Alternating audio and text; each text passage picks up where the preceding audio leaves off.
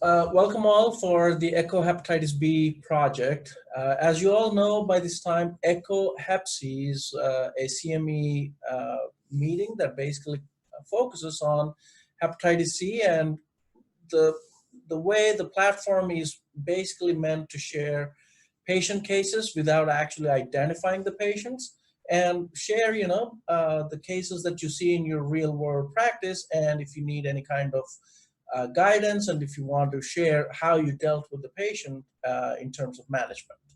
So hepatitis B is also similar. The ECHO project is mainly to educate and share knowledge of the patients that we treat in our real world clinic practices.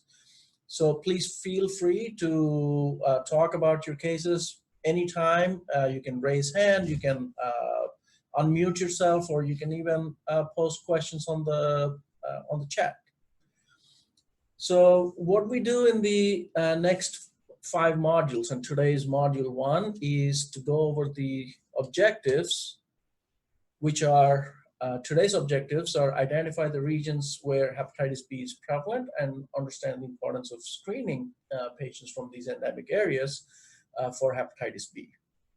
We're also going to talk about some barriers. This will be patient barriers, clinician barriers, and culture-specific barriers, and how we can identify and address so we can actually lead the patients along the right path for appropriate management of hepatitis B. So to start off, out of all the hepatitis that we know, hepatitis A, B, C, D, there is hepatitis E and G as well. Of all the viral hepatitis, hepatitis B is the most frequent viral hepatitis.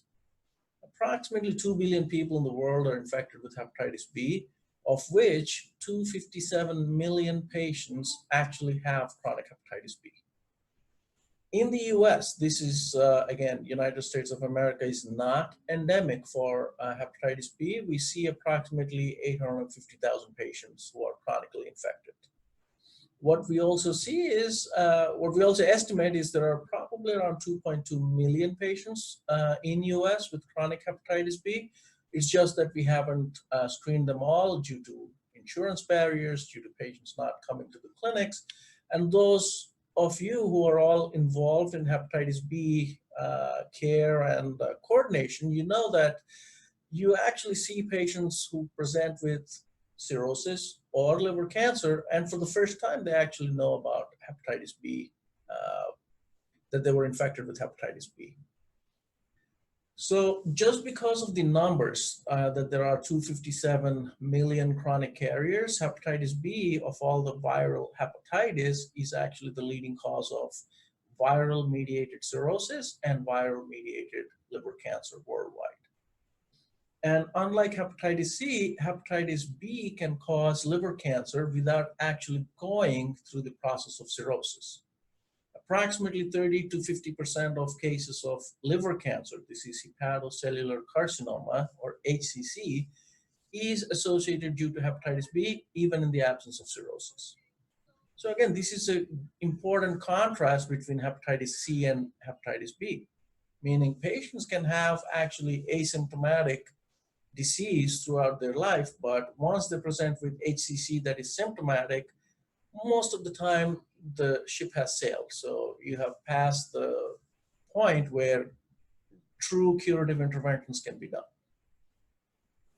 So again, to reiterate the point, hepatitis B is the second cause of most cancer deaths next to tobacco. Okay, and from any textbook that we learn, if you compare the different viruses, including even HIV, hepatitis B is actually more contagious than any of the other viruses, HIV, hepatitis C, because even a small inoculum can lead to a transmission of hepatitis B. So when we look at the world map and we look at viral hepatitis B, you can see that, again, United States and the Americas are typically on the lower end of the spectrum, whereas most of the infection is actually seen in Asia and Africa. Okay, So of the 257 million people in the world who are infected with chronic hepatitis B, it accounts for 3.5% of the world population. And about 68 to 70% comes from Africa and Western Pacific and Asia. Of the 257 million, we know that 2.7 million are also co-infected with HIV. Okay, and remember that most of the infected persons, they actually got the disease because of lack of vaccination when they were born. So when you look at the map again in terms of prevalence, the areas that are in green are the ones that have the highest endemicity, more than 8%. The areas in dark blue are the ones with intermediate prevalence, and the areas in lighter blue, which includes the US and parts of South America and Europe, they are lower in prevalence, less than 2%. So why do we care about hepatitis B? It's because of all the 850,000 patients that we see in the United States, most of the hepatitis B is actually seen in the immigrant population. So migration accounts for 95% of all the new cases of hepatitis B we see in the United States. 90% of them are actually migrants from the endemic areas of the world. This can be from the intermediate, 2 to 7% prevalent areas, to more than 8% prevalent areas. So if you look by country, this is on the box on the left-hand side. The top countries of highly endemic areas, China, Vietnam, Philippines, DR, and Mexico, they account for most of hepatitis B in US. And if you look by regions, this is in the right-hand box, Africa is about 10.3%. Very close is Asia, 7.2%, Oceania, Caribbean, and the rest of the world. So again, what we see in terms of hepatitis B is these are classically foreign-born individuals who have the condition. And again, if you look at trends in migration, this is from the Migration Policy Institute. You can see that China and India are the topmost countries with highest immigration to the United States, followed by the one in purple, that's Philippines, followed by Vietnam and Haiti. So again, to make the point, most of the migrant population with hepatitis B come from the areas that are endemic to hepatitis B. The WHO, World Health Organization, actually has an eradication plan for hepatitis B and hepatitis C. And to achieve the goal of eradication by 2030, they need 90% reduction in new infections and 65% reduction in the deaths. So this graph basically shows how we're doing by 2015 and how we would be expected to do by 2030 target. So if you look in the bottom part of the graph, this is vaccination coverage. Right now in the United States, by 2015, this is represented by the light blue color, we are at 84% with vaccination coverage. And in order to achieve the 2030 target, we need to increase that 84% to 90%. We are doing relatively well in terms of vaccination coverage. When we talk about blood safety, meaning are all the blood donors of blood and blood products, are they screened for hepatitis B? Again, 97% of the time, the answer is yes. So by 2015, we're already screening almost every donor for hepatitis B. And to reach the 2030 target, almost every person who donates blood needs to be screened. Where we lack in the United States is in terms of diagnosis. If you have to screen the at-risk population, we're currently screening less than 10% of the population. And in order to achieve the 2030 goal, we need to increase that screening rate to 90%.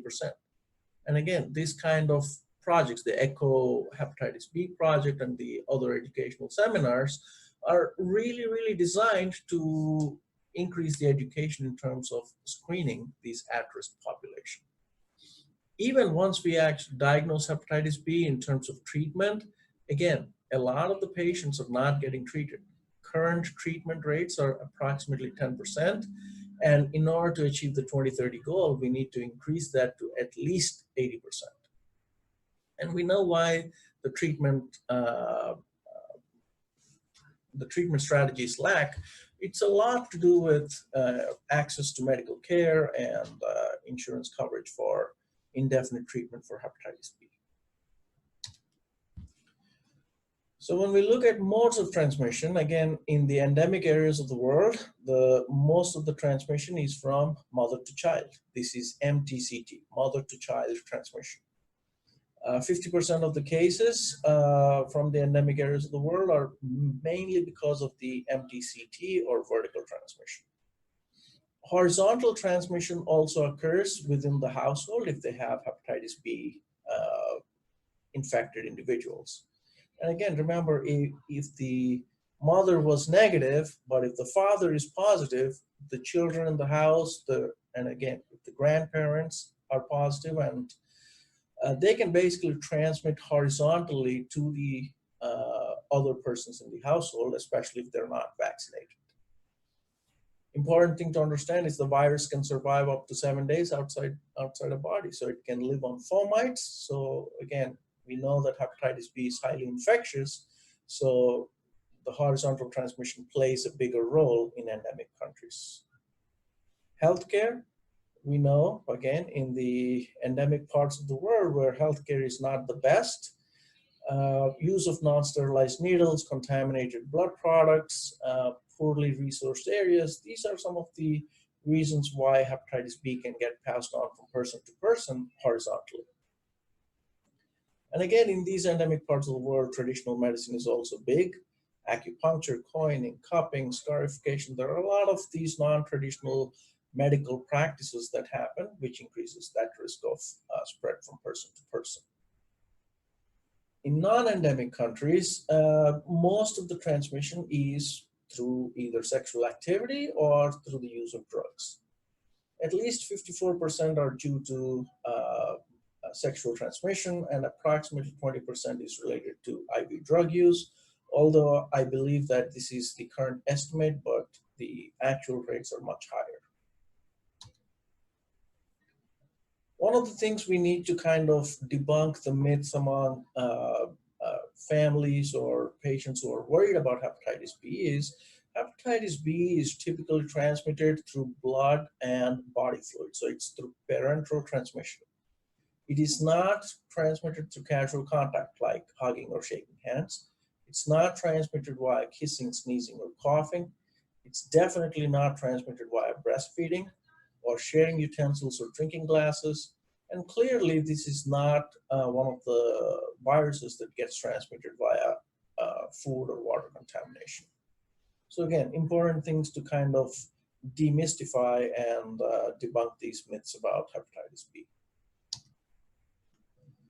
So if you look at the life cycle of hepatitis B, to contrast this with HIV and hepatitis C, so hepatitis C is a purely cytoplasmic virus. HIV and hepatitis B are nuclear viruses, meaning once they infect the cell, and in hepatitis B, this is a typical hepatocyte or liver cell, once it gets into the liver, it basically incorporates these CCC DNA. This is covalently closed circular DNA, which is part of the virus, into the host genome. So again, once the hepatocyte continues to multiply, the virus also multiplies along with the liver cell. So therefore, cure is almost, right now, it's a goal in order to achieve a virologic cure, but cure for hepatitis B is not yet feasible. There are a lot of drugs in the pipeline, and you can see there are several molecules here in the development which are looking at hepatitis B cure. But to contrast this with hepatitis C is purely a curable disease because it's a cytoplasmic virus. It does not incorporate the nuclear material into the host genome. The other take-home message from all of this talk is, when do people have the highest risk of becoming chronic? Again, a lot of it has to do with when they get infected. The reason why most of the endemic parts of the world have such high prevalence is the infection happens at the time of birth. So again, when your immunity is not yet robust, when your immunity is not competent, and you get hepatitis B, 90% of the time hepatitis B remains within the body and it leads to chronic infection. And as you see here, once the patient or the individual attains good competence in immunity, and this typically happens by 5 years of age, you can see that the chronicity rates actually drop. So as an adult, if you develop hepatitis B, or if you get infected or acquire hepatitis B, your immunity is able to clear hepatitis B 90% of the time, okay? So again, that's really the contrast. If you get hepatitis B at childhood, right after birth, it's 90% chronic, whereas if you get it after you're an adult or after 5 years of age, the rates drop down to as low as 90% of the time you will clear the infection, and there's only a 10% chance of becoming chronic. So this slide again is kind of the illustration of what I talked. In childhood, when you do not have immunity, you will tend to become chronic hepatitis B, and the immunity which basically accepts hepatitis B will develop tolerance to hepatitis B. Whereas once you acquire the competence to immunity, even if you get hepatitis B, there is a chronicity rates of less than 10%. But again, remember, if you develop chronic hepatitis B, again, the risk of liver cancer, the risk of cirrhosis does exist, even as an adult. So for these reasons, who are the ones that needs to be screened? So there are classic guidelines by WHO, by CDC, and also by US Preventive Task Force. So persons who are born in the high and intermediate endemic areas need to be screened. US-born children of immigrants from high endemic areas of the world, if they did not get vaccinated, they should be screened. Household and sexual contacts of hepatitis B carriers need to be screened. Anyone with injection drug use, multiple sexual partners, and again, any history of sexually transmitted illnesses. I think you should use that as a segue to get them screened for hepatitis B, because remember, hepatitis B is also a sexually transmitted infection. Homosexual men, inmates of correctional facilities, anyone who has chronically elevated liver enzymes should be screened for hepatitis B. There is now a very good reason to screen HIV or hepatitis C infected individuals as well to screen for hepatitis B, because you want to treat both HIV and hepatitis B. And a lot of the molecules for treatment are the same for HIV and hepatitis B. And with Hep C, although the molecules are different, if they have hepatitis B and you treat only Hep C, you can have reactivation of hepatitis B during the treatment. So again, we need to be careful about that. Hemodialysis dependent individuals, immunosuppressed individuals, all pregnant women. I think this is a very good opportunity to screen for hepatitis B, because you can not only address the pregnant woman or the mother for hepatitis B, but you can also prevent hepatitis B transmission to the kid. And again, infants born to hepatitis B carrier mothers should be screened for hepatitis B right after birth. So looking at the screening guidelines and screening recommendations for hepatitis B infection, this is high-risk individuals. So people born with in regions that are intermediate or high risk, this has to be more than 2%, have to be screened. Even in individuals who are born in the United States, but if the parents hail from areas that are with high prevalence, more than 8%, they need to be screened. So remember both scenarios, those are the indications for screening for hepatitis B. Consequences, we already talked, cirrhosis, and once you develop cirrhosis, end-stage liver disease is possible. Liver cancer, this is viral among all viruses. Hepatitis B is one of the frequent causes of liver cancer, and this can happen even without the occurrence of cirrhosis. And this is a class 1 carcinogenic virus, and it's only second to smoking in causing cancer-related deaths worldwide. So if anyone is interested in what happens within the liver, so this is a very nice depiction of what happens after you acquire hepatitis B. So you get this acute infection, which again, depending on when you acquire it, if it's at birth, most of them will actually develop chronic infection. Approximately 5 to 10% will develop liver cancer, approximately 40% will develop cirrhosis. And once you develop cirrhosis, then the risk of liver cancer also goes up higher than 40%. And unless you do liver transplant, death will be imminent, either due to decompensation or due to the liver cancer. So among the different parameters that we normally check, this is a very good study that was done in Taiwan, looking at almost 3,500 patients. This is called the REVEAL study. This obviously cannot be done in the United States, or it can't even be replicated, because they studied a prospective cohort with hepatitis B without treatment. And they looked at different parameters, including liver function tests, hepatitis B DNA, fibrosis scores, E antigen positive, E antigen negative, mutations, all the different parameters.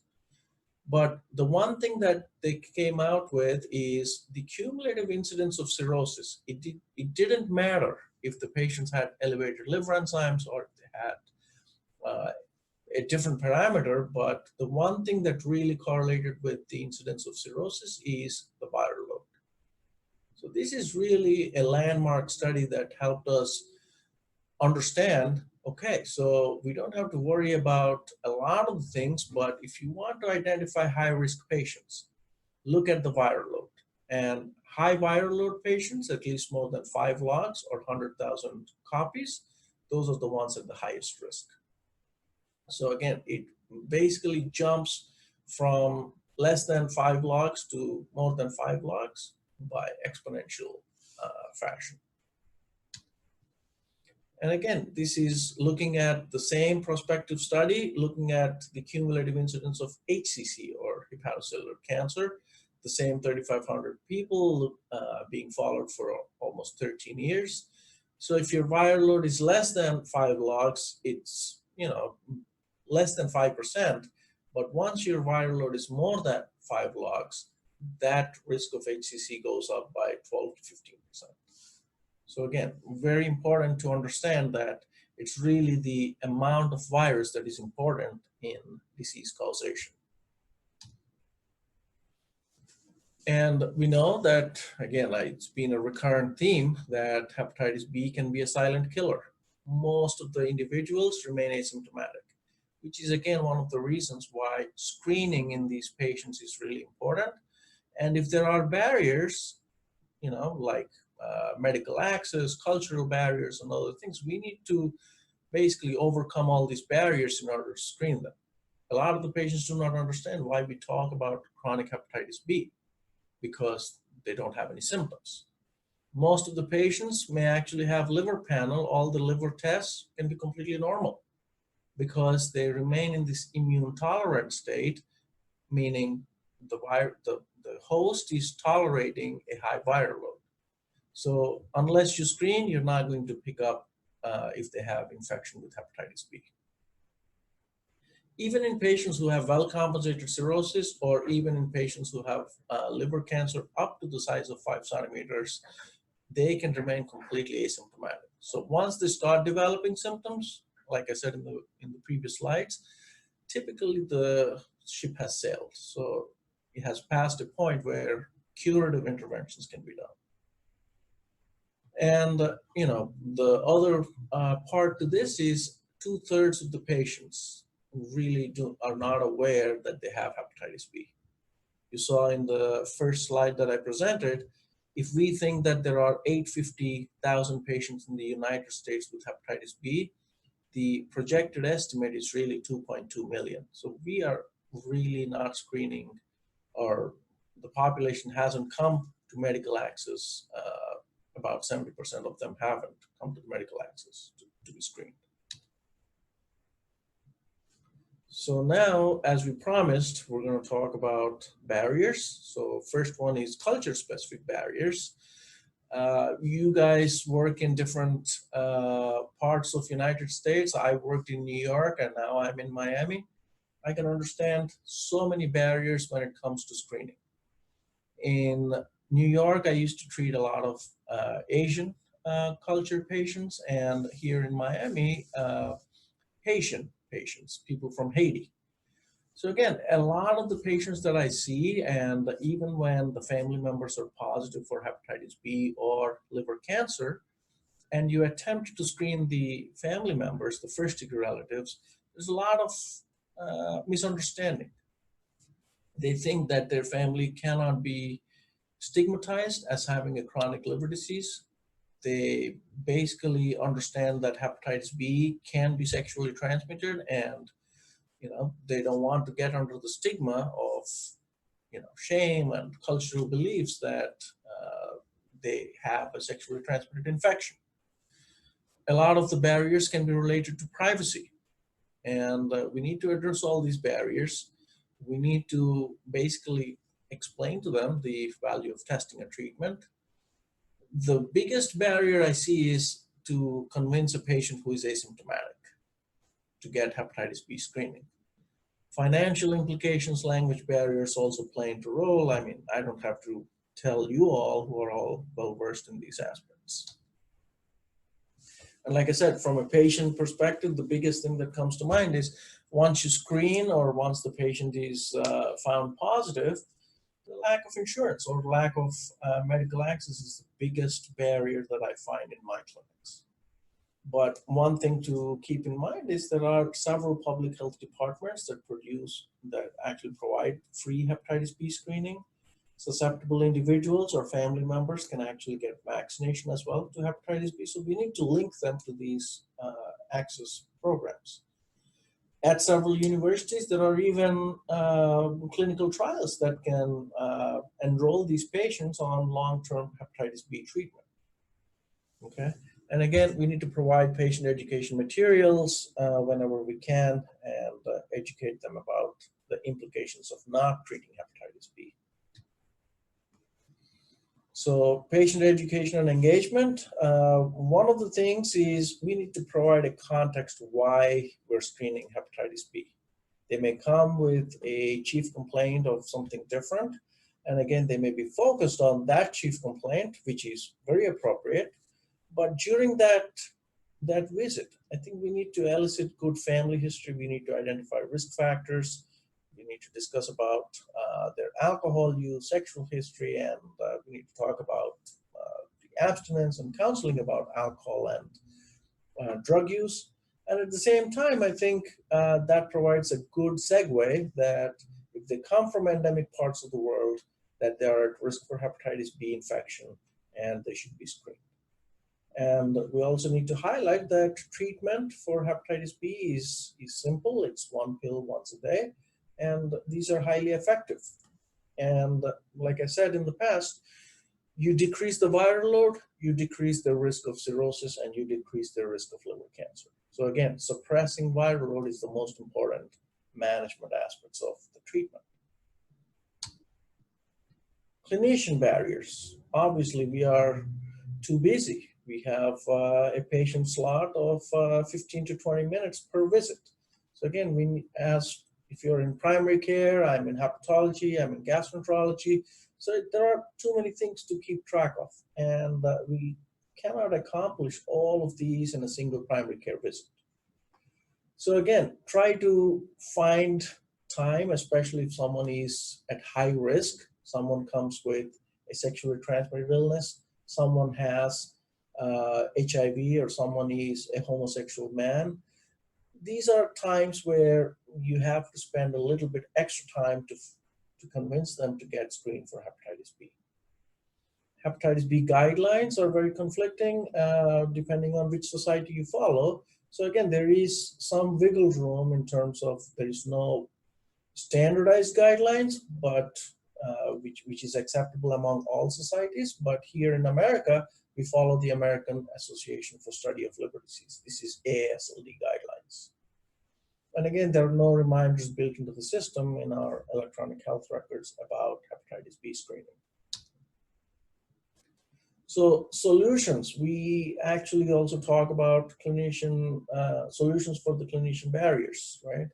So we need to have, in our institute, we try to have prompts, especially if the patients are coming in for sexually transmitted infections, if they have HIV, if they have IV drug use. We have built-in prompts that would ask us to do the specific screening for viral hepatitis and HIV. We need to understand the hepatitis B guidelines for at-risk population. We need to engage them for screening. And once we screen them, then the next part, the next challenge comes. How do we interpret the serologies? Again, we're going to spend module 2 and module 3 for interpretation of hepatitis B serologies. At least the minimum thing we can do at primary care level or right after screening is at least identify the susceptible individuals. And if they're susceptible, we should actually convince them to get hepatitis B vaccination. So that is step number 1. Step number 2, if you're not comfortable in managing the patients who are positive for hepatitis B, at least refer them to specialists in your area for hepatitis B care. But again, in my area, in Miami, there are several primary care and several family practice physicians and APPs who are, well educated, and they can deliver care for hepatitis B as well.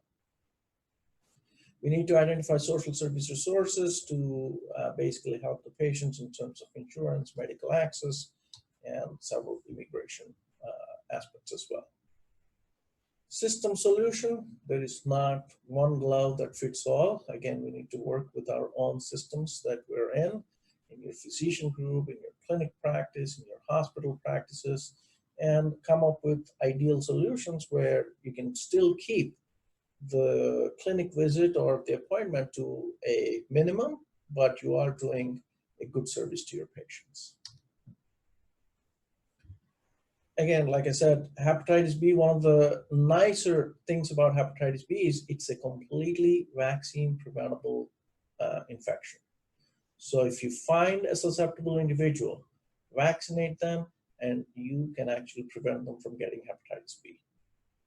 And vaccination is important, and hepatitis B screening, the surface antigen testing, is recommended in all patients who are from intermediate or high prevalent areas, if they have not been vaccinated, or even if they have been vaccinated. It's important that to check hepatitis B surface antigen because they come from high risk areas and they may have not mounted an antibody for hepatitis B. So Ashley, take us to the case study part 1, and this is kind of to look at how patients in real world actually behave, and how we can actually identify situations, how we can engage them into getting hepatitis B screening.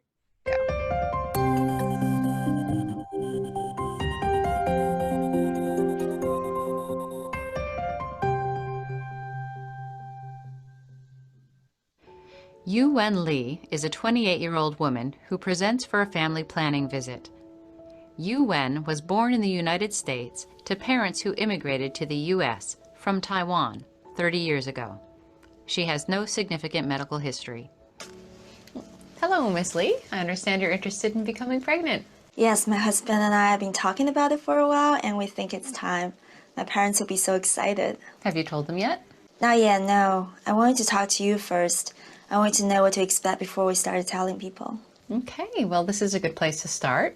There are a few tests we can consider, and we'll talk about your lifestyle habits and your health history. Okay. I see in your records that you received most of the recommended vaccines, and you were born in the U.S.? Yes, my parents are from Taiwan, but they came to the U.S. before I was born.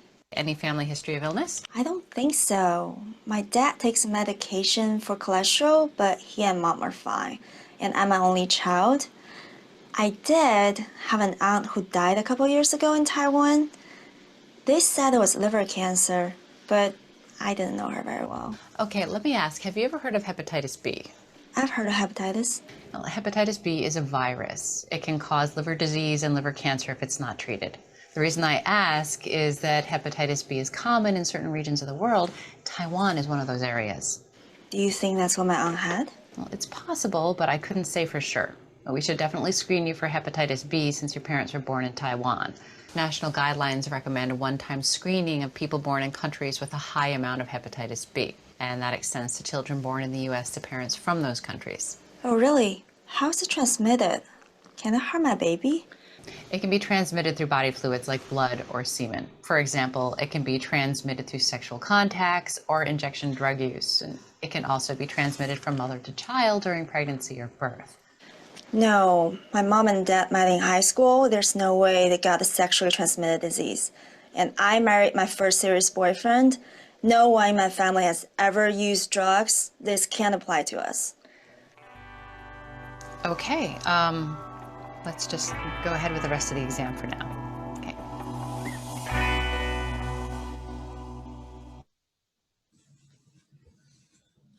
So, I mean, we see these kind of situations in our daily life. I would say she was actually more sweet than the real patients that we normally encounter. A lot of them, I can tell you one encounter in my clinic today. She would take approximately 10 liver supplements, but when I talked to her about, okay, you come from an endemic part of the world, she hailed from Venezuela, and I asked her to get screened for hepatitis B because her liver enzymes were elevated, almost 100 or more.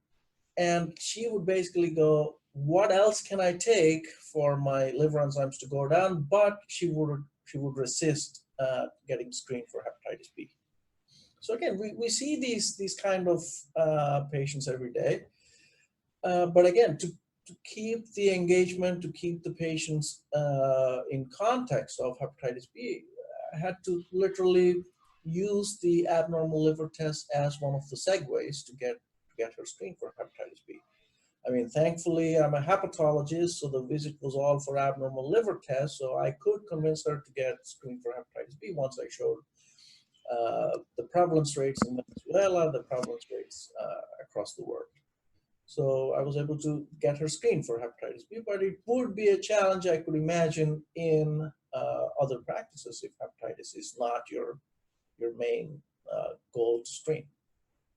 Okay, so again, get the situation in the context of discussing with the patient for hepatitis B screening, and I think the next video will show how we can break the patient barriers. Next slide.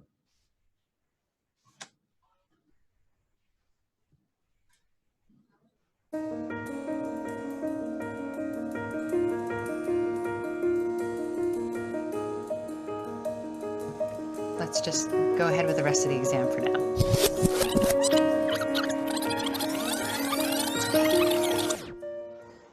Do you think that's what my aunt had?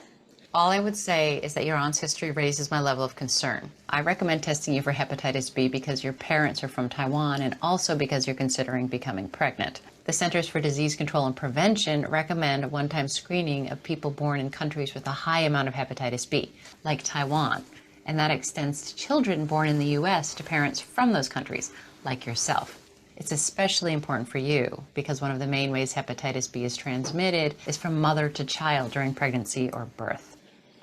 You mean I could have gotten it from my mom without knowing it, and I could pass it on to my baby? That's correct. Outside the U.S., mother-to-child transmission is the main route of transmission for hepatitis B.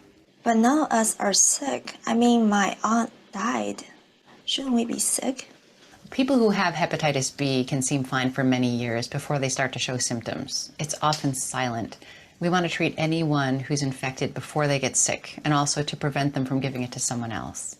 I get it. I guess that's okay. If the test comes back positive, which is unlikely, we can talk about how you can discuss this with your parents. Oh, sounds a little scary. Well, getting tested is the right thing to do, and it's a treatable disease. For now, we want to ensure that you have a safe pregnancy and a healthy baby. All right, thank you.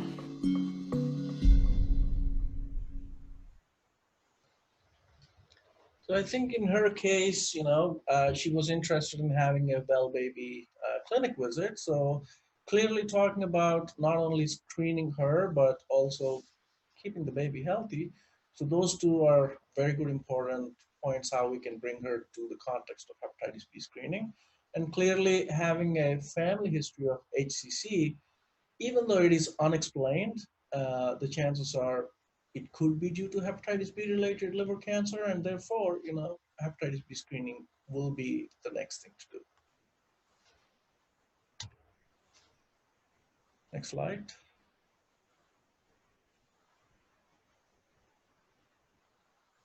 I'm sorry, I think that's your screen to share, Ram. Yep.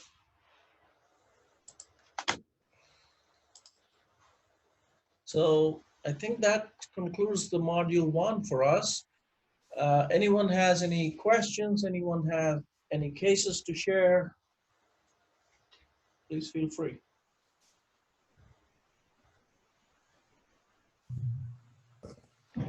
All right, everyone is unmuted if you have some questions. Yes, this is Dr. Will. I would agree that it's very difficult because of, number one, apparent lack of treatment options. Older folks, if you will. Being many times, I'm not at a high-risk area in a suburban practice, but I would actually recommend they donate blood because they screen for many different types of hepatitis, and there's no cost to the patient. So that sometimes gets around any other worries about how much it's going to cost through traditional insurance. And then actually one other question. So I had hepatitis B vaccine when I was in medical school, and the question is, how often is anybody else being checked to see? Because how long do the vaccines actually, are they effective? That's a good question. So hepatitis B, if you got the vaccination as an adult, typically the antibody lasts the whole life. But the universal vaccination policy is to screen, to vaccinate all newborn. So if you got hepatitis B vaccination when you're a kid, there is now emerging data to show that by the time you hit 4th or 5th decade, the antibody levels can actually wane down, meaning they can go less than 10 international units.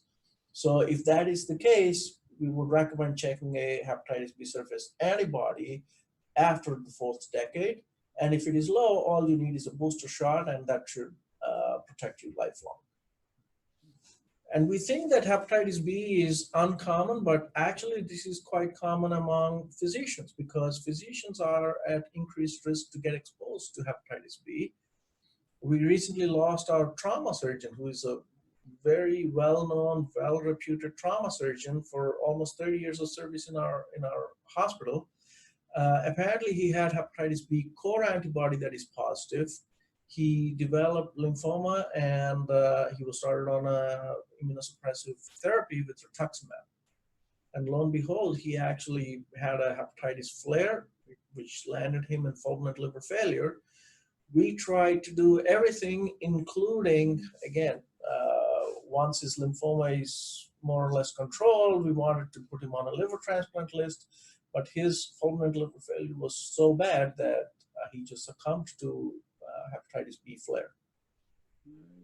So again, screening for hepatitis B is necessary, and those of you who are at risk to get exposed to body fluids and blood, you should all be screened, and if you're susceptible, meaning if you don't have the surface antibody, you should be vaccinated. This is it's a vaccine preventable disease.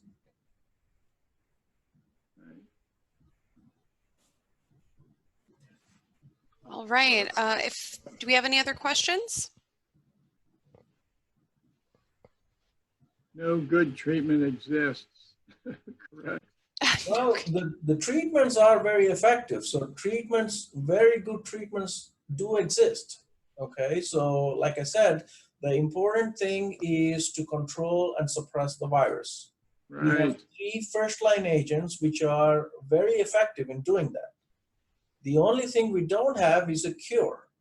So again, once we embark on treatment for hepatitis B, these are easily treatable and easily manageable with very low side effects. The only thing is it's kind of an indefinite treatment. But again, hypertension, diabetes, dyslipidemia, they're all treatments that would require indefinite treatments as well. Oh yeah, chronic disease. So when do we get to the effective treatments and the whole cost issue? Yeah, it's the cost issue, correct.